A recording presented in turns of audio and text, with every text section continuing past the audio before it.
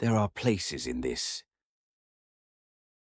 There are places in this world that defy logic, structures that whisper of forgotten histories and dimensions just beyond our grasp. Places that, once entered, begin to redefine reality itself. For most, the mundane world offers enough mystery. But for a select few, the allure of the truly inexplicable is a siren song.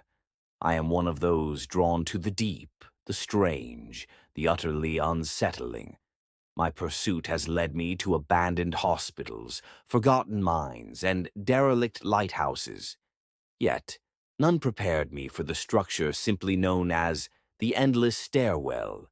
It wasn't marked on any map, whispered in hushed tones only in the most obscure online forums, and described in fragmented, contradictory accounts. A relic, they said, of a forgotten architectural folly, or perhaps something far more ancient and sinister. A place where the descent never truly ends, and the climb offers no return.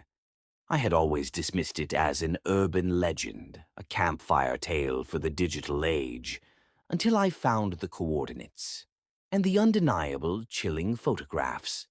Introduction. There are places in this world that defy logic, structures that whisper of forgotten histories and dimensions just beyond our grasp. Places that, once entered, begin to redefine reality itself. For most, the mundane world offers enough mystery, but for a select few, the allure of the truly inexplicable is a siren song. I am one of those drawn to the deep, the strange, the utterly unsettling. My pursuit has led me to abandoned hospitals, forgotten mines, and derelict lighthouses. Yet none prepared me for the structure simply known as the Endless Stairwell. It wasn't marked on any map, whispered in hushed tones only in the most obscure online forums, and described in fragmented, contradictory accounts. A relic, they said, of a forgotten architectural folly, or perhaps something far more ancient and sinister. A place where the descent never truly ends, and the climb offers no return. I had always dismissed it as an urban legend, a campfire tale for the digital age, until I found the coordinates and the undeniable, chilling photographs. Act 1. The Anomaly. The journey to its rumored location was arduous. Deep within a remote forest, miles from the nearest paved road, the GPS signal grew erratic, then failed entirely. The air grew heavy, damp with the smell of rich earth and decaying leaves. After hours of navigating by compass and rough sketches found online, I stumbled upon it. Not a grand entrance, but a gaping maw in the earth, barely discernible beneath a thick canopy of old-growth trees. It was a circular opening, perhaps 15 feet in diameter, rimmed with massive weathered stones that seemed too perfectly cut for natural formation.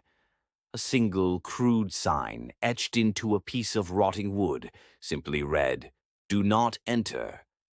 Below that, a faded, almost illegible symbol, reminiscent of an inverted spiral. Peering into the darkness, I saw the first step, and the second and the third, spiraling down into an abyss that swallowed the light. No floor was visible, no bottom, just an unbroken, serpentine descent. The air from below was cold, impossibly cold for the summer day, carrying with it a faint, metallic scent I couldn't place. I hesitated, the warning sign and countless online tales echoing in my mind. But the lure of the unknown was too strong. I packed my gear, high-powered flashlights, a coil of rope, a sturdy backpack filled with provisions, and a helmet-mounted camera. I clipped a length of rope to a sturdy tree root near the entrance, a mental anchor to the world above, and began my descent. The first few dozen steps were typical, albeit unusually tall. The stone felt ancient, smooth from countless footsteps, yet surprisingly solid. Moss clung to the outer wall, vibrant green against the gray. The only sound was the scuff of my boots, echoing eerily in the confined space. After approximately 50 steps, the moss vanished. The stone became darker, more uniform. And then, the first shift occurred. Act 2. The endless descent. My headlamp cut through the absolute blackness, revealing only the next 10 or so steps before the light was absorbed. After descending what felt like hundreds of feet, I tried to call up to the surface. "Hello? Can anyone hear me?"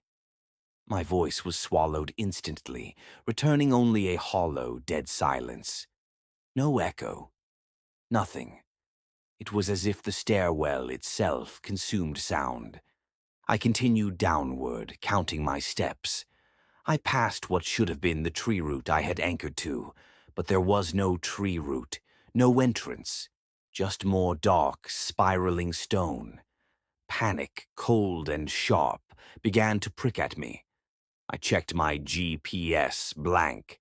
My compass spun wildly, a frantic needle with no true north. The steps themselves began to subtly change. Some were taller, some shorter. Some had a strange, almost fluid texture. The air grew colder, and that faint metallic scent became stronger, tinged now with something else, something almost like ozone or burnt sugar.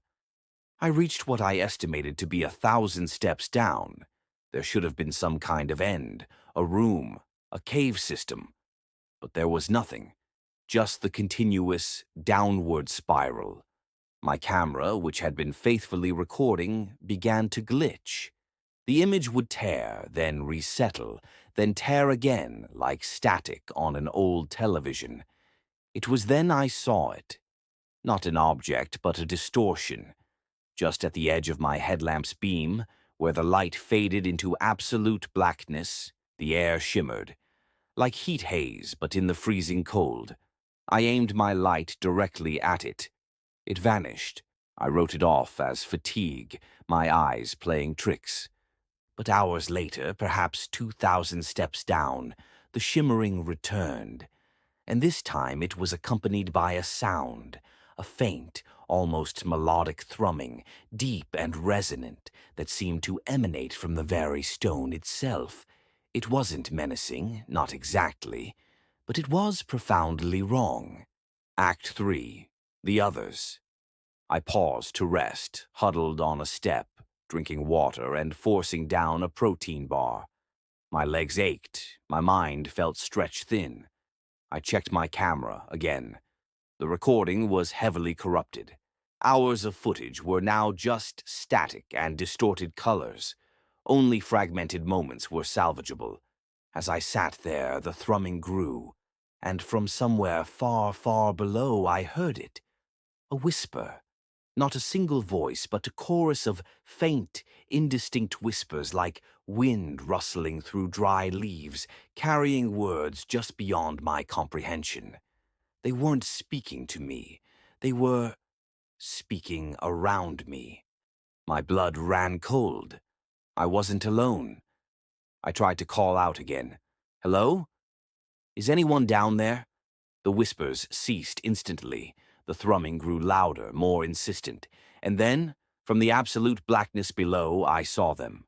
Faint, pinpricks of light, hundreds of them arranged in a spiral, mirroring the path of the stairwell itself. They weren't flashlights. They pulsed, a soft internal luminescence, like bioluminescent organisms in the deep sea. They were moving, slowly, methodically, ascending towards me. I scrambled to my feet, adrenaline surging. I didn't know what they were, but an ancient primal fear screamed at me to get away. I turned and began to climb. Up, step after agonizing step. My muscles burned, my lungs screamed for air, but the fear was a relentless whip. After what felt like an eternity, I risked a glance back. The pinpricks of light were closer, and I could make out shapes now.